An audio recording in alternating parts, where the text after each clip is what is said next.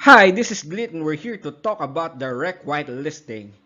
This video is brought to you by RedShield Games. Survive, Govern, Earn.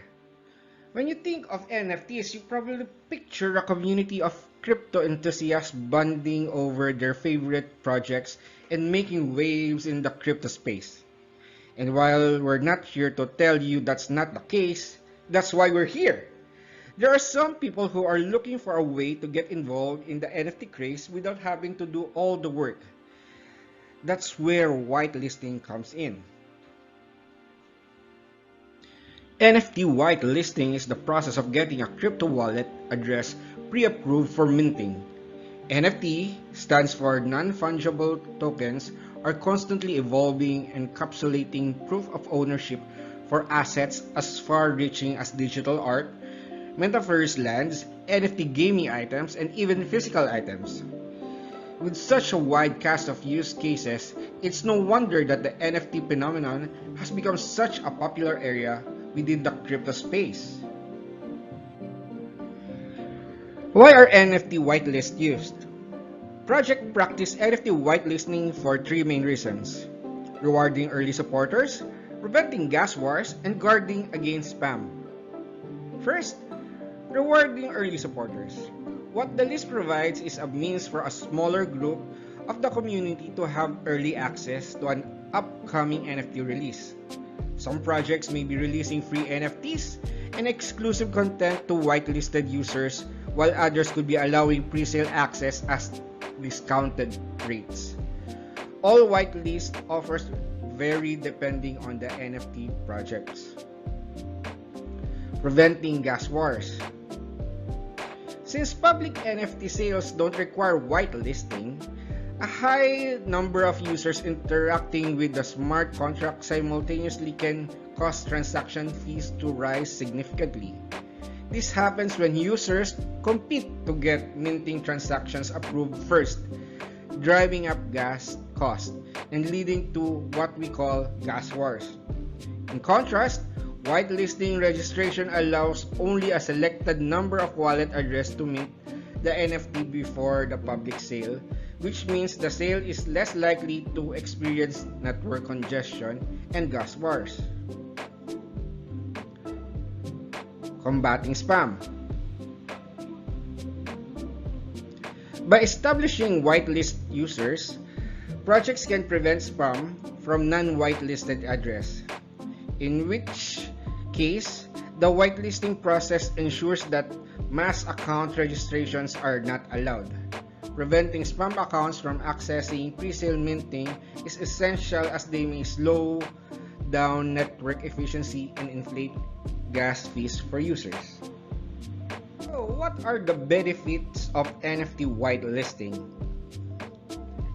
First, access to NFT before public launch. While attracting many users is a sign of successful NFT project, it also means that there will be more competition to mint NFTs. Whitelisted users often get priority or guaranteed access to mint NFTs, avoiding the competition, on-chain traffic, and soaring gas fees. Another would be reduced risk of fraud. One example of fraud is when someone repeatedly buys and sells their assets to inflate prices artificially.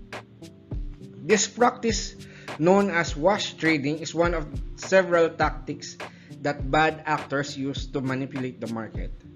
Since users typically have to pass whitelist criteria before being granted access to the NFT pre-sale, theoretically, the risk of fraudulent behavior is reduced.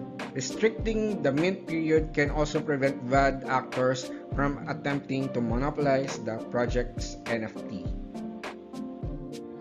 Caution against whitelisting.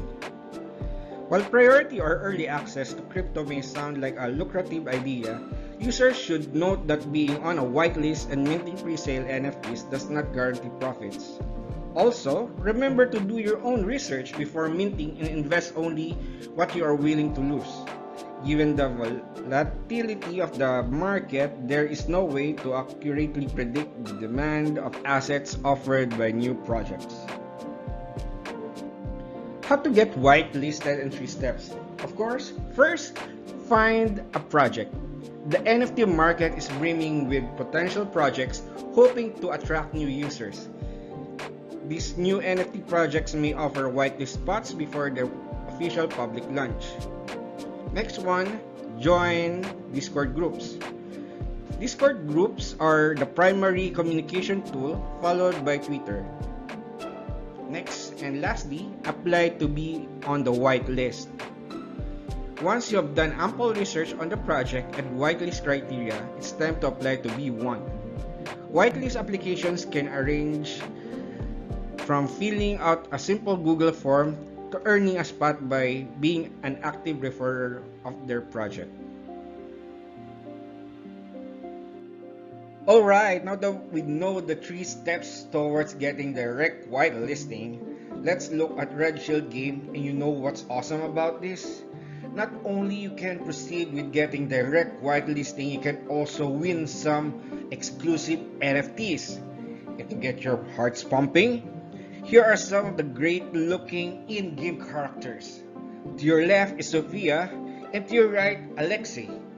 Both endearing and looking great, but don't let their good looks fool you. They've got backstories to really let you immerse into the game. So let's see some snippets towards these in-game characters. First, Sophia. I was a child living in pre-World War II Poland. I'd wake up every morning in a home that my parents and I shared. Life was good until it wasn't anymore. Then I was forced to adapt to a new life as an orphan. The war took away my purpose of living, and now that is staring down at me, or so I thought. This time about Alexei. The only way to survive in a confined world is to become absolutely liberated, that your very presence becomes an act of defiance. Alexei was born in 1921 in a village in the Kotaisi Governorate of the Russian Empire to Yakov, Vladislav, and his wife Ekaterina. A few months after Alexei was born, his father was involved in a high-profile bank robbery, and the 3 of them fled to avoid arrest. And now, Nathan, the jester. War? I've seen plenty of it. You see me as a hero only because I have gone to war? How wrong you are. Before the war, Nathaniel Hawthorne was the eldest son of William Hawthorne, the 15th Earl of Pembroke. His mother, Catherine, died during childbirth, and his father married again, expanding the Hawthorne household, with Nathan now having a stepmother and a young sister. Once he reached the age of 18, Nathan was to be styled as Lord Hawthorne and to inherit his father's earldoms after his passing. So let's go to their website, and of course the first link you can see is how to join the whitelist. Make sure that this is through their official website at redshield.game. So just a little bit more of lore for this game. A snippet of this game starts with a post-apocalyptic scenario. After the apocalypse, a new breed of creatures named the Deformed begin to roam the earth. Symbionts, biological organisms, persisted in infecting humans, turning most of the infected into senseless degenerates. However, a small group of humans survived the infections and gained superhuman abilities. Together, they banded and formed RedShield societies to restore humanity. But I know what you're thinking.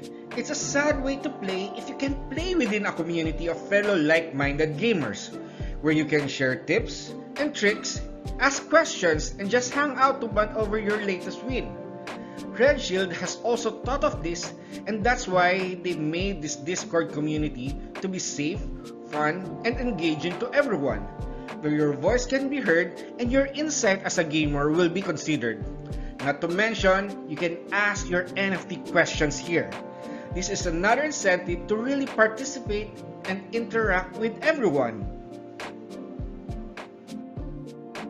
And now that we got you excited, let's proceed with the how-to steps. Within the website, you can proceed with the link and you'll get to the steps on how to get whitelisted. Not only you'll have the opportunity to get direct whitelisting, you'll also have a chance to get some great prizes that is up for grabs. As you can see, this ain't no rocket science and you don't need a PhD on how to enter. This is as easy as visiting and following a few websites that won't even take you 15 minutes of your time. And with that, we would like to thank our sponsor, RedShield Games, for enabling us to make this video possible. This is Glint saying, game, grind, and always do your due diligence.